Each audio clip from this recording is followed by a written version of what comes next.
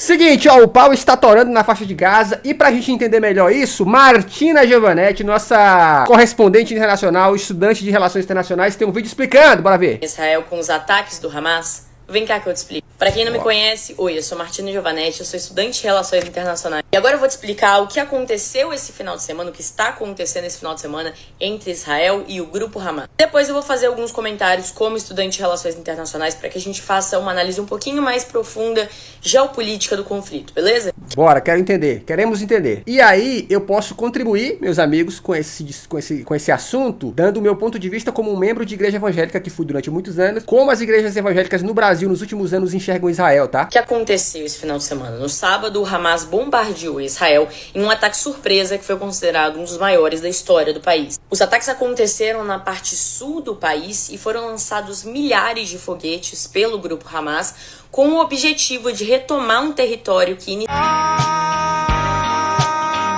Depois eu vou fazer alguns comentários como estudante de Relações Internacionais para que a gente faça uma análise um pouquinho mais profunda geopolítica do conflito, beleza? O que aconteceu esse final de semana? No sábado, o Hamas bombardeou Israel em um ataque surpresa que foi considerado um dos maiores da história do país. Os ataques... E sabe o que é curioso?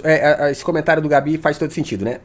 Tô achando que é bem feia essa parada de ataque surpresa. A gente tem ouvido muito nas notícias falando que, pô, Israel tem um super exército, não só em quantidade e capacidade armamentista, mas se fala muito sobre a qualidade da inteligência de Israel. Eu também confesso que, pra tanto elogio que se faz, pra tomar um ataque dessa proporção surpresa, me parece um baita vacilo. Não que eles não aconteçam, tá? O que a gente mais vê em conflitos, de qualquer magnitude, na verdade, é acontecer essas paradas que, tipo, a galera não tá vendo. Mas eu confesso que eu fico assim, pô, mas se vocês são tão bichão assim, vocês tomaram um caldo desse? Porque, mano, tem vídeo dos caras saltando de paraquedas, irmão. Sabe o que é isso? Os caras, paraquedas, a galera caindo. Os ataques aconteceram na parte sul do país e foram lançados ainda mais considerando a discrepância entre Israel e Palestina, exato. Milhares de foguetes pelo grupo Hamas com o objetivo de retomar um território que inicialmente era palestino e foi dominado por Israel. Depois disso, no sábado mesmo, o Hamas reivindicou esses ataques, ou seja, falaram, foi a gente mesmo. E os serviços de emergência da área confirmaram que dezenas de pessoas morreram nesse ataque. O Ministério de Saúde de Israel confirmou que mais de 1.800 pessoas precisaram ser levadas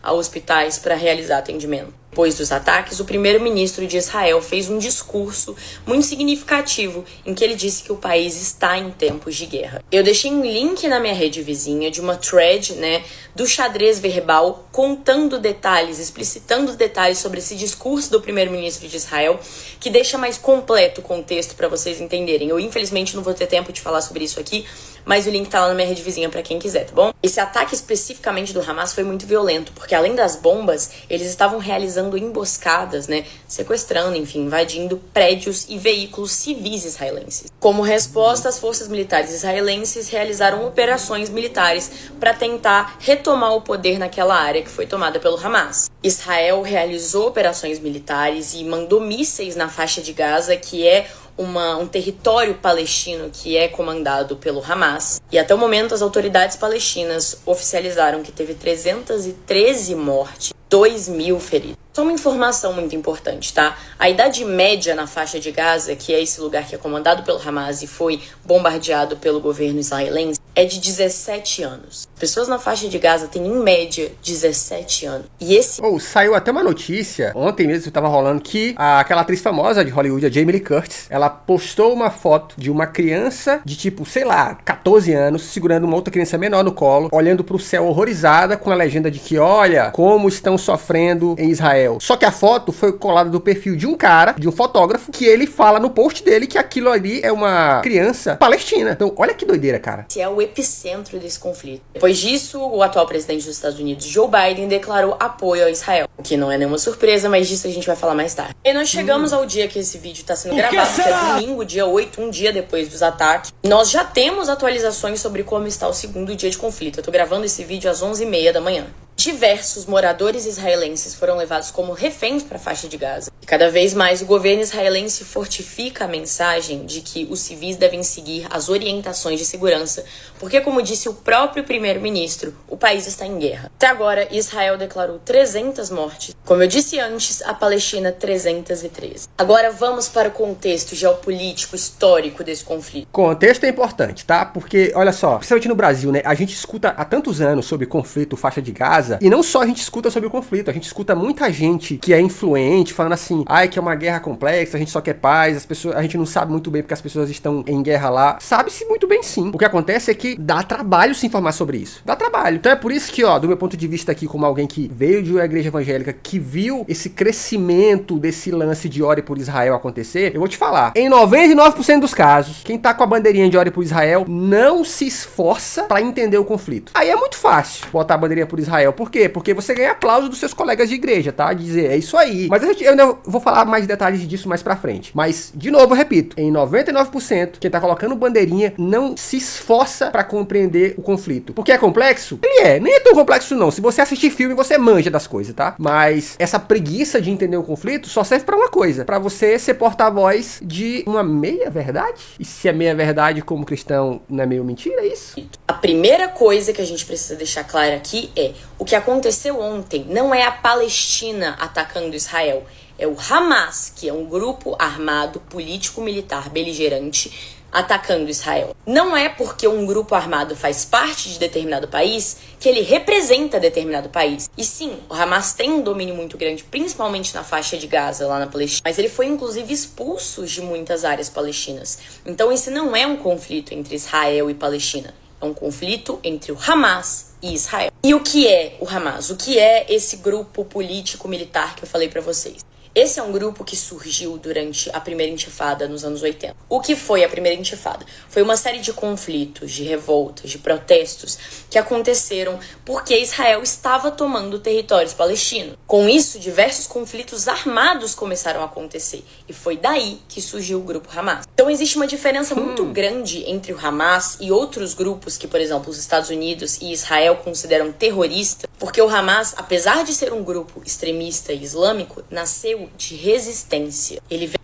Exatamente. Tem notícias recentes, tá? Se você assiste jornal, você viu há poucos meses atrás a própria ONU alertando de que, olha, Israel tava entrando nos territórios palestinos para construir um monte de prédio. Ou seja, os caras estão cada vez mais pressionando uma galera que já não tava feliz há muito tempo. Ou seja, você tá fomentando o conflito, cara. A verdade é essa. E a tal história. Eu vi alguém falar isso num jornal ontem, um comentarista, isso me marcou muito. Ele falou assim, por que é que Israel vai procurar ter paz com a Palestina se ele tá tendo apoio dos Estados Unidos, por exemplo? Por que você vai tentar ter paz com o seu vizinho se um cara muito mais forte tá te apoiando? Você não vai querer ter paz, você vai forçar mesmo. Veio da resistência palestina. Pra vocês entenderem melhor esse fator de resistência que eu tô falando pra vocês, vamos para o mapa de antes e depois da Palestina, ok? Olá. Isso aqui era a Palestina em 1946. Em 1947 foi criado o Estado de Israel e essa aqui foi a divisão feita. Aqui está a faixa de Gaza. Na década de 60, Israel começa a invadir territórios palestinos e comer aquela parte ali toda que era palestina. Isso aqui é em 2011.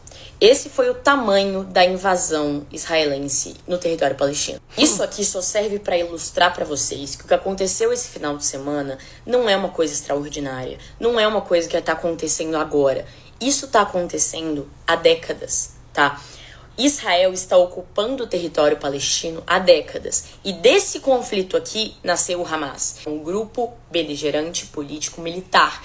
Não representa a Palestina como um todo, é um grupo.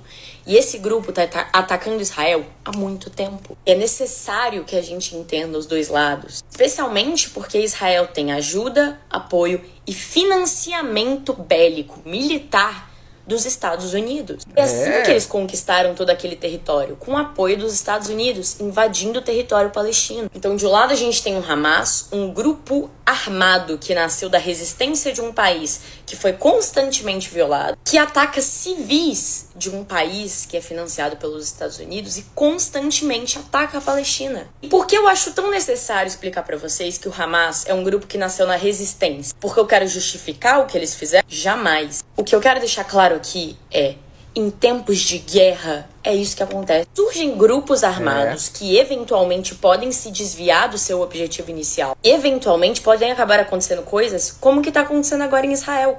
Como é que é, ó, o direito a contra-ataque é defendido pela ONU? É, mais ou menos, né? Mais ou menos. Porque no fim das contas, o que a gente tá vendo é isso. Você tem visto jornais paulatinamente explicando a razão desse conflito? Não. Você tem visto a sensibilização favorável a Israel. E de novo, eu não tô falando que a gente tá passando pano, não, cara. Afinal de contas, é um conflito, as pessoas estão sofrendo, os civis estão sofrendo. Mas quando você omite esse fator geopolítico do porquê está acontecendo, é muito mais fácil você pintar vilões e mocinhos. E não só vilões e mocinhos. Os heróis que vão ajudar, né? Com civis, como que tá acontecendo agora na faixa de Gaza, com civis. Civis esses que a média de idade é 17 anos. E não que isso seja culpa de alguém, mas tudo isso começou com a invasão israelense em território palestino. Isso criou uma guerra. E essas são as consequências de uma guerra. E aí entra o grande X da questão, e eu tô sempre batendo nessa tecla aqui. Vocês veem que essa guerra toda é especificamente muito cruel com uma classe da sociedade que são os civis, tanto israelenses quanto palestinos. O que aconteceu esse final de semana é triste, é uma tragédia.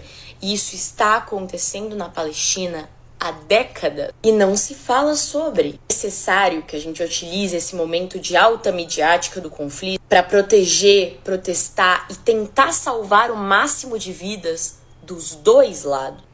Exato. Eu vi uma reportagem que foi uma junção de coisas que eu já tinha lido a respeito, que existe uma grande mesquita em Jerusalém, que ela é obviamente disputada por todo mundo como um local sagrado, em que dentro dessa mesquita é liberado a visitação. E era liberada a visitação de todos os povos. Eles podiam entrar lá, visitar e fazer suas orações. E teve um dia que tava tendo uma visita ou oração de palestinos lá dentro. O exército de Israel entrou, pôs todo mundo pra correr, metendo bomba e tal. E o argumento é que eles haviam uma preocupação da inteligência de que eles estavam, na verdade, lá dentro, confabulando um golpe contra Israel. Mas, de novo, olha o impacto que tem. Você indo para um local de oração e você é assustado, manietado de todas as formas por um exército que te expulsa de lá sobre esse pretexto. De novo, são elementos que vão cada vez mais incendiando um sentimento de revolta, cara. Porque não tem como não ficar revoltado. Vamos pensar nisso. E aí isso serve pra nós pensarmos que, cara, de novo, não é passar pano, mas, mano, você pega um povo e você vai, ó, apertando.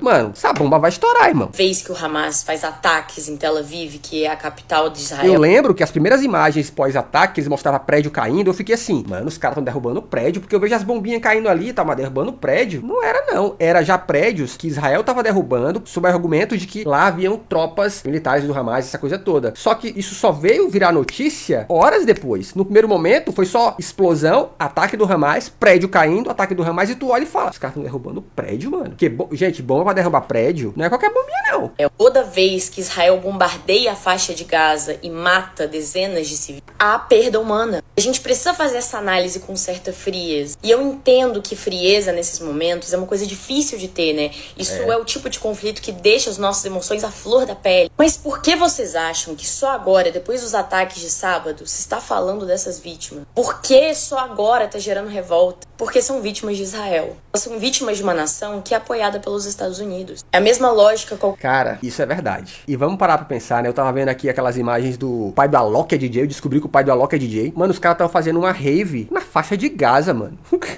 Tipo assim, eu fiquei pensando... Como, né? Ousado.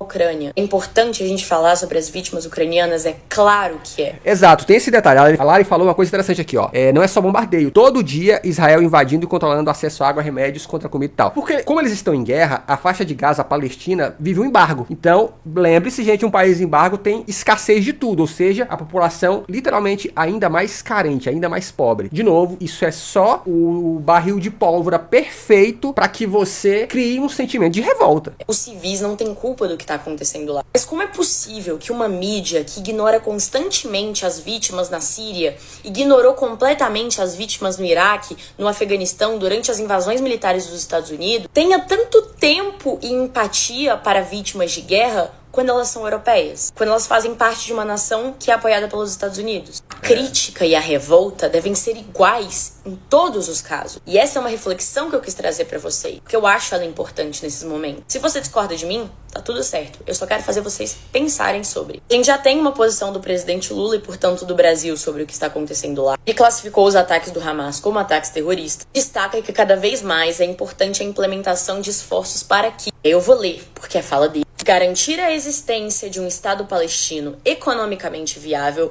convivendo pacificamente com Israel. E essa frase aqui é importante. Um Estado palestino, mas economicamente viável. Ele tá falando claramente de embargo. Porque você dizer assim, tem um Estado aí, mas torna ele economicamente inviável, ou seja, através de embargo, você tá fazendo nada, né? Chegando a raid do Comunarte aí, dentro de fronteiras seguras para ambos os lados. Então a ideia do Lula aqui é muito parecida com a da Ucrânia e Rússia. Não tomar lados, apoiar a pacificação. Especialistas de relações internacionais de plantão que vão estar aqui nos meus comentários falando assim... É o Rock! O Rock tava no Fantástico, gente, domingo, já falando. Ei! Ai, Martina, você não fala disso. Ai, Martina, você não falou daquilo. Se eu não falei, é porque não cabe aqui. Esse tem que ser um vídeo curto que atualize as pessoas sobre o que tá acontecendo. Eu tive aulas, como eu disse pra vocês, que duraram semanas sobre esse assunto. Eu jamais conseguiria trazer tudo o que eu preciso trazer pra que vocês entendam esse assunto por completo. A ideia aqui é que esse vídeo seja uma introdução e que você vá atrás do resto da informação. Exato. Porque tem muita informação. Eu vou deixar alguns links na minha rede vizinha, tá bom? Pra quem quiser dar uma olhada e ir atrás. Qualquer atualização eu vou atualizando vocês ou aqui ou lá, então me sigam aqui, me sigam lá se você gosta de conteúdo de relações internacionais, de atualidade, geopolítica. Martina, nossa correspondente. E aí, eu vou aqui finalizar com o meu tostão de opinião em relação ao que a gente tem visto no Brasil, que é um monte de evangélico postando ore pela paz de Israel, citando um trecho bíblico que diz ore pela paz de Israel. Por que se diz isso, tá? Pra quem não sabe. Israel é literalmente um povo que foi eleito por Deus. Deus olhou do céu, escolheu Abraão, de Abraão surgiu toda a nação de sua descendência, a nação de Israel. Portanto, Deus, ao longo do Velho Testamento, vive dizendo que por causa de Abraão, ele manteria a promessa que ele fez pra ele, que é de que ele abençoaria a sua descendência, né? Tanto que existe o famoso versículo, né? Por sua causa, em você serão benditas as nações. E aí, em outros trechos futuros da Bíblia, ele fala sobre orar pela paz de Israel. Mas mesmo assim, lá no Novo Testamento, que muita igreja gosta de ignorar, o apóstolo Paulo, ele escreve sobre quem seria o verdadeiro Israel. E ele fala que o verdadeiro Israel tem um caráter espiritual e não um caráter carnal. Deus não escolheu o Abraão só porque, esse cara nasceu aqui, nesse território. Não, ele já compreendia que ele estava falando de nascimento espiritual. E esse é o problema, hoje, dos evangélicos no Brasil. Por quê? Porque, querendo ou não, gente, vamos pensar no viés...